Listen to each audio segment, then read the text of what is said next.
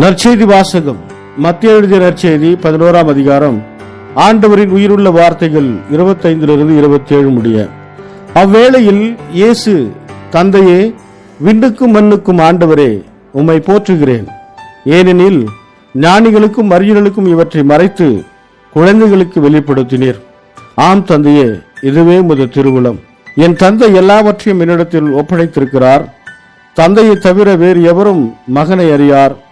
மகனும் அவர் யாருக்கு வெளிப்படுத்த வேண்டும் என்று விரும்புகிறாரோ அவருமன்றி வேறு எவரும் தந்தையை அறியார் என கூறினார். இது வாழ்வு தரும் கிறிஸ்துவின் நற்செய்தி. கிறிஸ்துவே உமக்கு புகழ். ಮತ್ತಾಯ ಅಧ್ಯಾಯ 11 ವಚನ 25-27 ಬಳಿಕ ಯೇಸು, ಪರಲೋಕ ಭೂಲೋಕಗಳ ಪ್ರಭುವಾದ ತಂದೆಯೇ, ನಿನಗೆ ನಾನು ವಂದನೆ ಸಲ್ಲಿಸುತ್ತೇನೆ. ನಾನು ನಿನ್ನನ್ನು ಕೊಂಡಾಡುತ್ತೇನೆ, ಏಕೆಂದರೆ ನೀನು ಈ ಸಂಗತಿಗಳನ್ನು ಜ್ಞಾನಿಗಳಿಗೂ ಸೂಕ್ಷ್ಮ ಬುದ್ಧಿಯುಳ್ಳವರಿಗೂ ಮರೆಮಾಡಿರುವೆ. ಆದರೆ ಚಿಕ್ಕ ಮಕ್ಕಳಂತಿರುವ ಈ ಜನರಿಗೆ ನೀನು ಗೋಚರಪಡಿಸಿರುವೆ. ಹೌದು ತಂದೆಯೇ, ಇದು ನಿಜವಾಗಿಯೂ ನಿನ್ನ ಚಿತ್ತವಾಗಿರುವುದರಿಂದ ನೀನು ಹೀಗೆ ಮಾಡಿರುವೆ. ನನ್ನ ತಂದೆ ನನಗೆ ಎಲ್ಲವನ್ನು ಕೊಟ್ಟಿದ್ದಾನೆ. ಯಾವನು ಮಗನನ್ನು ಅರಿತಿಲ್ಲ, ತಂದೆ ಮಾತ್ರ ಮಗನನ್ನು ಅರಿತಿದ್ದಾನೆ. ಯಾವನು ತಂದೆಯನ್ನು ಅರಿತಿಲ್ಲ, ಮಗನು ಮಾತ್ರ ತಂದೆಯನ್ನು ಅರಿತಿದ್ದಾನೆ.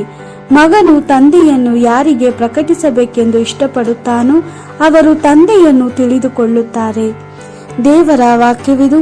ದೇವರಿಗೆ ಕೃತಜ್ಞತೆ ಸಲ್ಲಲಿ.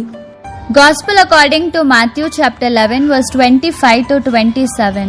On that occasion Jesus said, Father, Lord of heaven and earth, I praise you, because you have hidden these things from the wise and the learned and revealed them to little ones.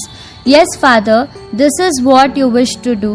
Everything has been entrusted to me by my Father. No one knows the Son except the Father, and no one knows the Father except the Son and those to whom the Son chooses to reveal him. The Gospel of the Lord.